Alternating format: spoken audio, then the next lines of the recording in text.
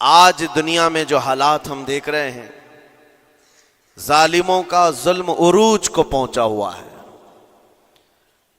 اور قرآن پاک میں رب تعالیٰ نے ظالموں کی نشانیاں بھی بیان کی. ایسا نہیں کہ یہ پہلی مرتبہ ہوا ہے. اللہ تعالیٰ فرماتا ہے وَكَم مِّن قَرْيَةٍ أَهْلَكْنَاهَا، کتنی بستیاں ایسی ہیں جن کو ہم نے ہلاک کر دیا. رب تبارک و تعالیٰ نے ان کو ختم کر دیا کیونکہ وہ ظالم تھے. ظالموں کی بستیاں جو ہلاک ہوئیں، قرآن پاک میں 3 مثالیں آپ کو بتاتا ہوں. ایک نوح علیہ السلام کی امت اور ان کی آبادی، دوسری حضرت لوط علیہ السلام کی قوم، تیسری حضرت صالح علیہ السلام کی قوم. یہ تینوں قومیں ایسی ہیں، گناہ میں تو تھی لیکن غرور بہت زیادہ تھا، گھمنڈ بہت زیادہ تھا. آج کے دور میں اگر کسی کے پاس پیٹروٹ میزائل ہیں اور بم بارود کی طاقت رکھتا ہے، نیوکلیئر پاور ہے، تو وہ یہ سمجھتا ہے مجھے کوئی شکست نہیں دے سکتا. یہ ہر دور میں ظالموں کا خواب رہا ہے. ہر دور میں ظالم اسی طرح کی فکر رکھتے ہیں. نوح علیہ السلام کی قوم بہت مضبوط قوم سمجھی جاتی تھی. اللہ تعالیٰ نے اپنے نبی کو جب حکم فرمایا کہ آپ ایک کشتی بنائیں بہت بڑی، تو وہ آپ کا مذاق اڑاتے تھے. یہاں دور دراز کہیں نہ ندی ہے، نہ نالا ہے، نہ سمندر ہے، کشتی کس میں چلاؤ گے؟ اللہ کے نبی کو پتا تھا کہ عذاب آنے والا ہے، اور اپنے ایمان والوں کو آپ ڈرا بھی رہے تھے. لیکن کفار و مشرکین غرور و تکبر میں ایسے تھے، یہاں تک کہ نوح علیہ السلام نے اپنے بیٹے کو بلا کر کہا، جو کافر تھا، کہا میرے ساتھ آ جا، یا بنی ارکم معنا ولا تکن مع الکافرین، بیٹا ہمارے ساتھ آ جا، کافروں کے ساتھ مت جا.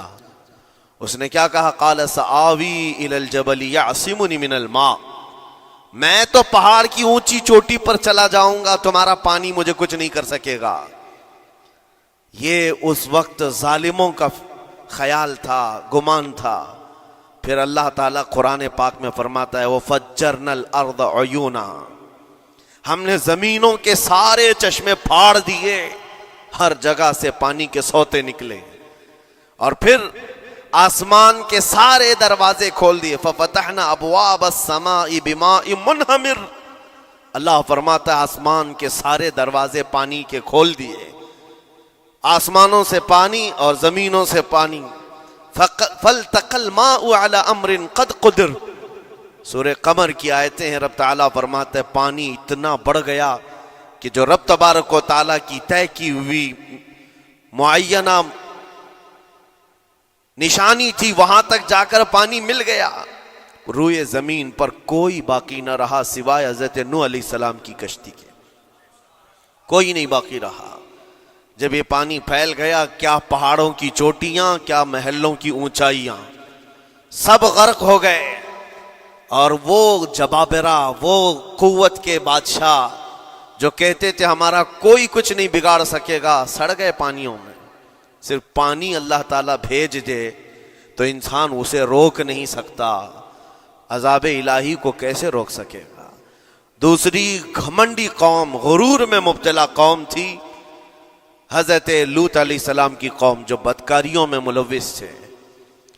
اللہ کا جب عذاب آیا تو قرآن پاک میں رب تعالیٰ فرماتا ہے وَأَمْطَرْنَا عَلَيْهِمْ حِجَارَةً مِّن سِجِّيلٍ، نوکیلے پتھروں کی ہم نے ان پر بارش کی. فَجَعَلْنَا عَالِيَهَا سَافِلَهَا، ان کی اونچائیوں کو اٹھا کر کے نیچے پلٹ دیا گیا. زمین کو فرشتوں نے اوپر تک اٹھایا اور اس کے بعد پلٹ دیا. یہ پوری بستی غرق ہو گئی، ختم ہو گئی. یہ بستی بھی وہی تھی جس کو حضرت لوط علیہ السلام بار بار تنبیہ کرتے تھے کہ ظلم سے بچو، ظلم سے بچو. ظلم اللہ کے عذاب کو دعوت دیتا ہے، لیکن وہ مذاق اڑاتے تھے. اور جب ہلاک و برباد ہو گئے، ختم ہو گئے، ان کی نشانیاں بھی باقی نہیں رہی. وہ پتھروں کی بارشیں کہاں ہوئی تھی واللہ عالم. لیکن میرے عزیزو، ہم نے دیکھا ہے جہاں یہ قوم آباد تھی، اس علاقے کو آج بتایا جاتا ہے وہ جارڈن کا علاقہ تھا، بحر مردار، جہاں پر آج باقی ہے ڈیڈ سی. میں خود سفر پر دیکھا، جارڈن کی ایک سرزمین پر گاڑی چلتی جا رہی ہے اور کالے کالے پتھر، جہاں تک نظر کرو صرف پتھر ہی پتھر ہیں، بہت نوکیلے۔ ایسے پتھر میں نے دنیا میں دوسری جگہوں پر نہیں دیکھا۔ آج بھی اسی طرح سے باقی تقریباً 100 کلومیٹر 150 کلومیٹر تک صرف پتھر ہی ہے، بیچ میں صرف ایک روڈ جاتا ہے، اس کے بعد نہ کوئی درخت دکھتا ہے، نہ کوئی عمارت ہے، نہ کوئی پہاڑ ہے، صرف پتھر، پتھروں کا صحرا ہے۔ آج کی اس صدی میں دیکھ کر کے ان پتھروں کو ہیبت طاری ہو جاتی ہے۔ جس وقت وہ برسے ہوں گے ان کی حالت کیا ہوگی؟ اور میں یہ نہیں کہتا بالضبط کہ یہ وہی پتھر ہیں جو برسے تھے، واللہ عالم، لیکن میرے عزیزوں نشانیاں آج بھی عذاب الہی کی موجود ہیں۔ تیسری قوم تھی قوم شعیب اور قوم صالح علیہ السلام۔ یہ دونوں قوموں کے بارے میں ذکر کرتا ہوں۔ حضرت شعیب علیہ السلام کی قوم صرف ناپ تول میں کمی کرتی اور کفر و شرک بھی کرتے۔ شعیب علیہ السلام ان کو روکتے تو وہ ان کا بھی مذاق اڑاتے، اور جب عذاب الہی کے آنے کی بات کیا تو جانتے ہیں کیا کہا انہوں نے؟ یہ وہ قوم تھی جو پتھروں کو تراش کر کے گھر بنا لیتے تھے، یعنی پورے کے پورے پہاڑ کو، پتھروں کا جو پہاڑ ہوتا ہے اس کو تراشتے تھے، اور ایک آدمی کا ایک گھر ایک پہاڑ۔ آج کے دور میں ساری بلڈوزر مل کر کے نہیں کر پائیں، مشینیں مل کر نہ کر پائیں، وہ اس وقت کے لوگ بھاری بھرکم تھے، جسامت والے تھے، طاقت والے تھے، جب وہ اپنے رہنے کے لیے ایک پہاڑ کو تراش سکتے تھے۔ 4000 سال پہلے کی بات کر رہا ہوں۔ اس وقت میرے خیال سے وہ اپنے زمانے کے سب سے بڑے ماڈرن لوگ یا ترقی یافتہ لوگ کہلاتے ہوں گے، سب سے زیادہ ترقی یافتہ کہلاتے ہوں گے۔ جیسے آج لوگوں کو لگتا ہے رشیا اور امریکہ بہت پہنچے ہوئے ہیں ٹیکنالوجی میں، اس دور کے وہ لوگ سب سے بڑی طاقت کے رکھنے والے تھے۔ جب حضرت شعیب علیہ السلام نے ان کو اللہ کے عذاب سے ڈرایا تو کیا کہتے تھے؟ عذاب وہی نا جو نوح علیہ السلام کی قوم میں آیا تھا، بارش آ گئی تھی، زمین سے پانی نکل گیا تھا تو پانی بہت ہو گیا تھا، یا پھر وہ جو لوط علیہ السلام کی قوم پر آیا، پتھروں کی بارش، یا پھر ہواؤں کا عذاب۔ اگر یہ تینوں بھی آئیں تب بھی ہمارے ان پہاڑوں کے گھروں کو نقصان نہیں کر سکیں گے، ان کا اتنا غرور تھا۔ اگر پانی بھی آ جائے سمندروں کا، یا ہوا بھی تیز چلے، یا پتھروں کی بارش ہو، ہم تو بہت محفوظ قلعوں میں ہیں۔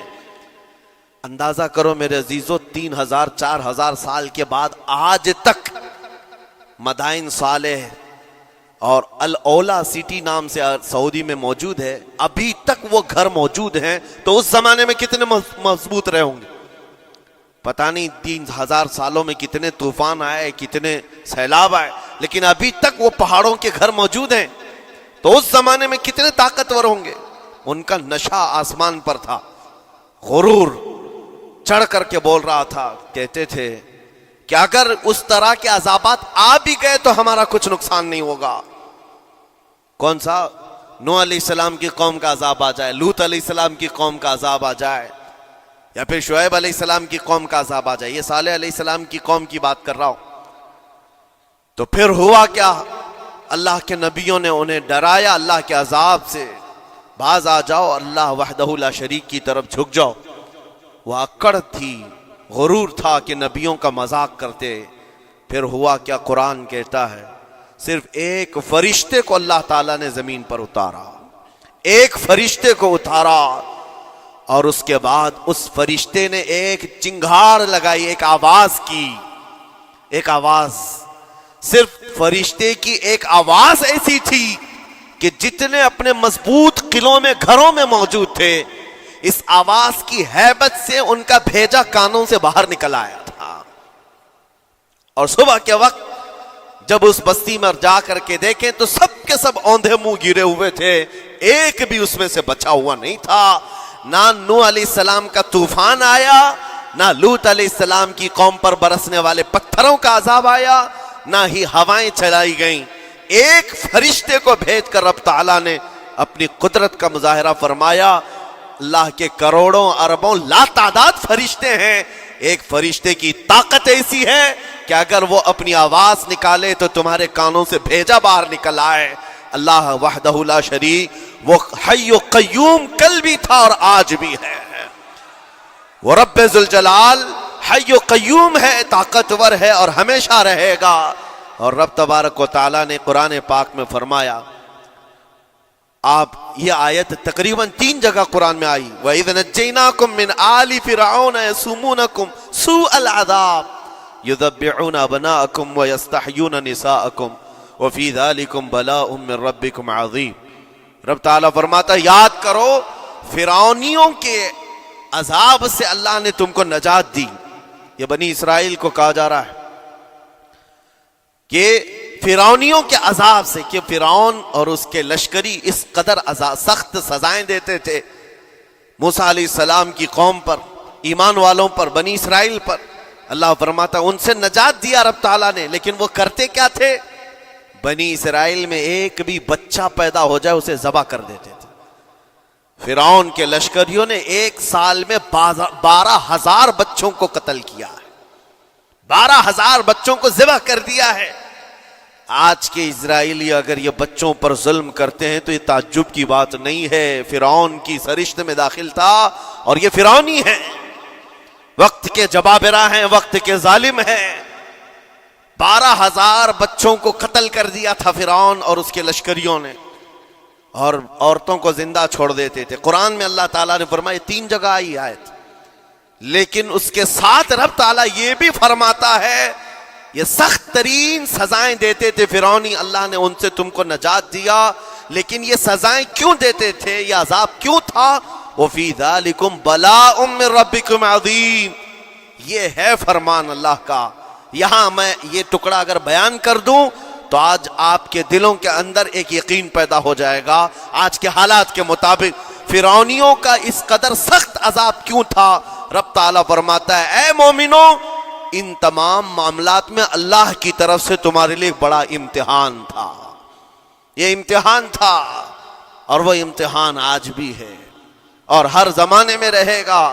ستیزہ کار رہا ہے ازل سے تا امروز، شرار ابو لہبی سے چراغ مصطفی، ہر زمانے میں حق و باطل کے معرکے ہوتے رہیں گے۔ لہٰذا آج کے دور میں یہ سب حالات جو پیدا ہوئے، مسلمانوں کو، مومنین کو ذرا برابر بھی نروس ہونے کی ضرورت نہیں۔ تم جس دین سے وابستہ ہو، اس دین کی حفاظت کا ذمہ اللہ نے اپنے ذمے لیا ہے۔ یریدون لیطفئوا نور اللہ بافواہہم، قرآن میں اللہ فرماتا ہے کفار و مشرکین اپنے منہ کے پھونکوں سے اللہ کے اس چراغ کو بجھانا چاہتے ہیں، اللہ اپنے اس چراغ کو مکمل کر کے رہے گا۔ یہ اسلام نور الہی ہے، اللہ کا نور ہے اور اس کو صبح قیامت تک رہنا ہے۔ اور ہم جیسے اور بھی آئیں گے اس زمین پر اور آئیں گے جاتے رہیں گے، یہ آبادیاں ہیں بدلتی رہیں گی، خدائی قانون ہے، لیکن اسلام نہ کل بدلا تھا، نہ آج، نہ قیامت تک بدلے گا۔ ہم سب کا امتحان ہے میرے عزیزو، ہم سب کا امتحان ہے، لیکن ان حالات میں مومنین کو کرنا کیا چاہیے؟ انہیں اپنے ایمان کو مضبوط کرنا چاہیے۔ کبھی کسی کے اڑتے ہوئے چھیٹڑے اور ٹکڑے دیکھ کر تمہیں مایوس ہونے کی ضرورت نہیں۔ اب ہمارا مستقبل کیا ہوگا؟ میرے عزیزو، آج جو حالات ہیں یہ حالات کربلا سے زیادہ سخت تو نہیں ہیں۔ آج فلسطینیوں کو ہم نے دیکھا 6 ماہ کے، سال بھر کے بچوں کو سینے سے لگا کر کفن لپیٹ رہے ہیں۔ ان ماؤں کی کیا کیفیت ہوتی ہوگی؟ کبھی کبھار چھوٹی سی کلپ میں دیکھ کر کے آنکھوں سے آنسو بہ پڑتے ہیں۔ انہوں نے اپنے ہاتھوں سے نہ جانے کتنے بچوں کو ایک دن میں دفن کر دیا، 80 میتوں کو ایک قبر میں ڈال دیا کرتے ہیں۔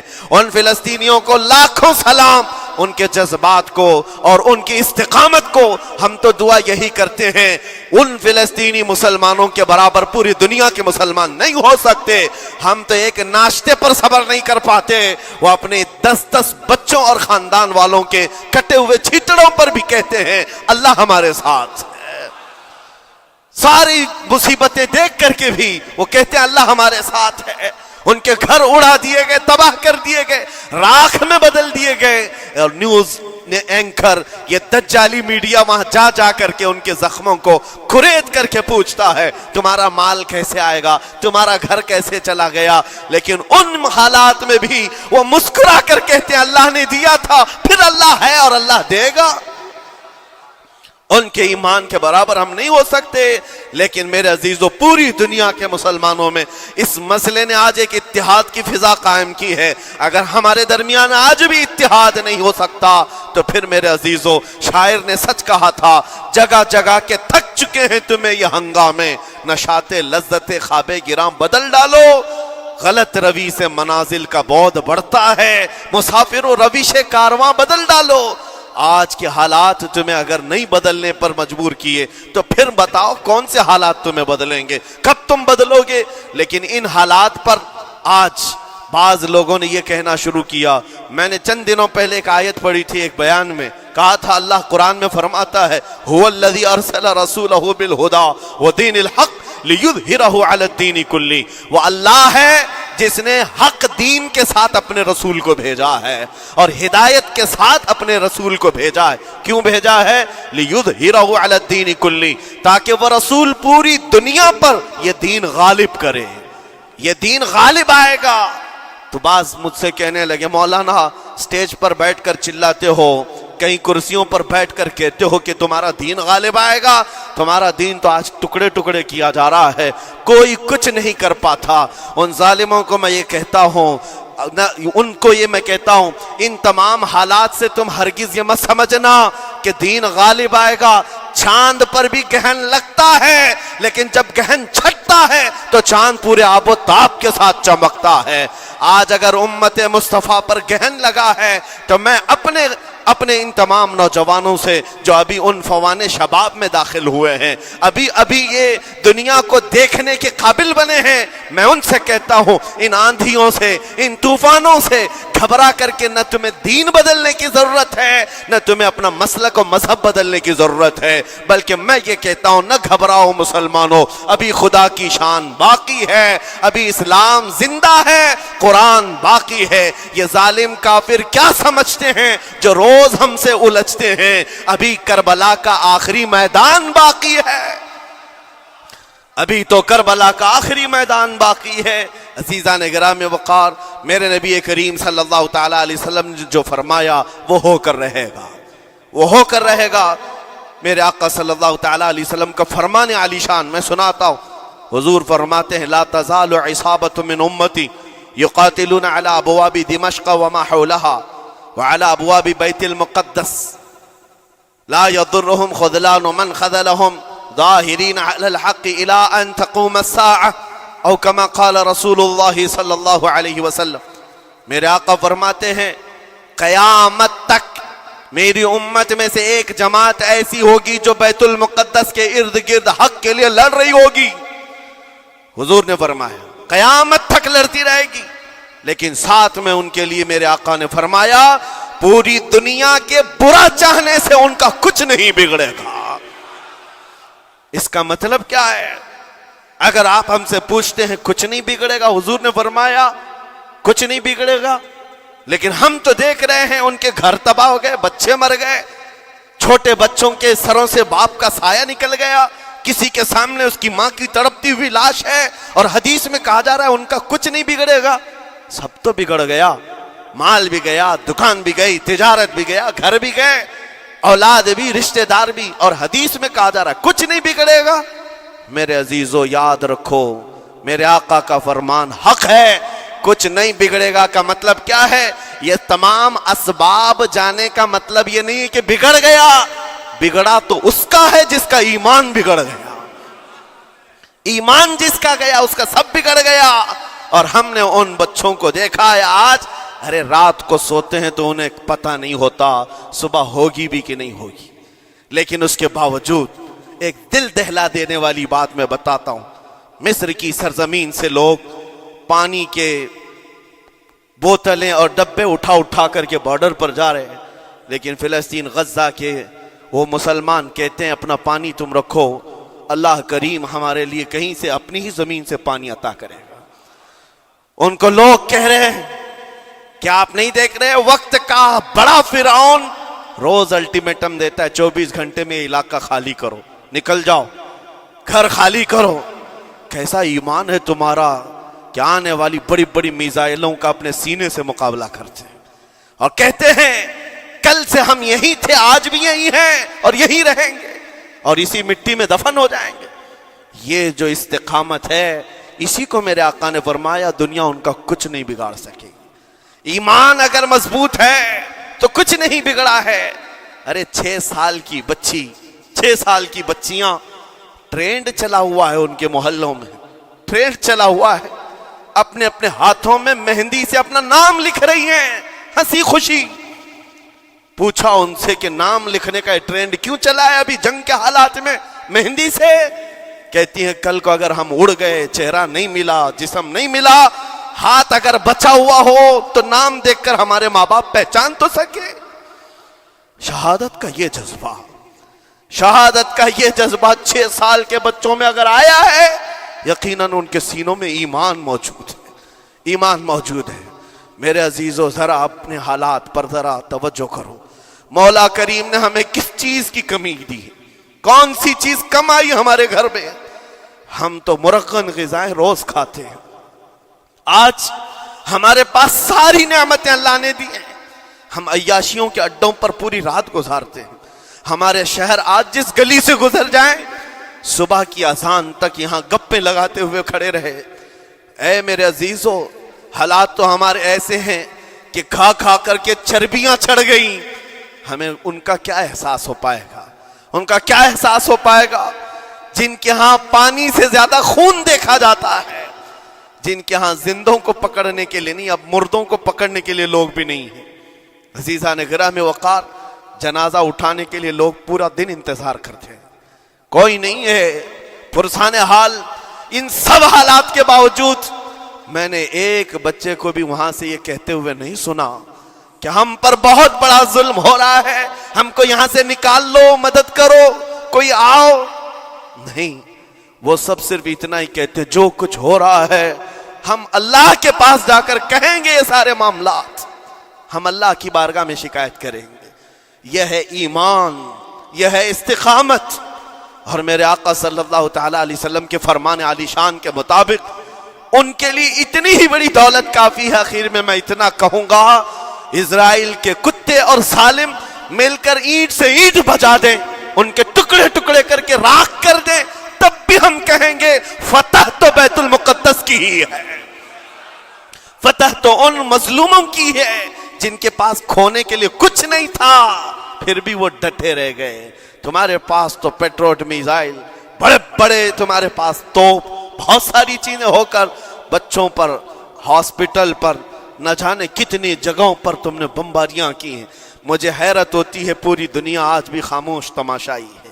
یہ ظلم نہیں ہے تو اور کیا ہے؟ اور جب ظلم اپنے عروج کو پہنچتا ہے، اللہ کی پکڑ آتی ہے، اللہ کا عذاب آتا ہے، اور جب اللہ کا عذاب آتا ہے تو جتنے خاموش تماشائی تھے سب اس عذاب میں گرفتار ہوں گے۔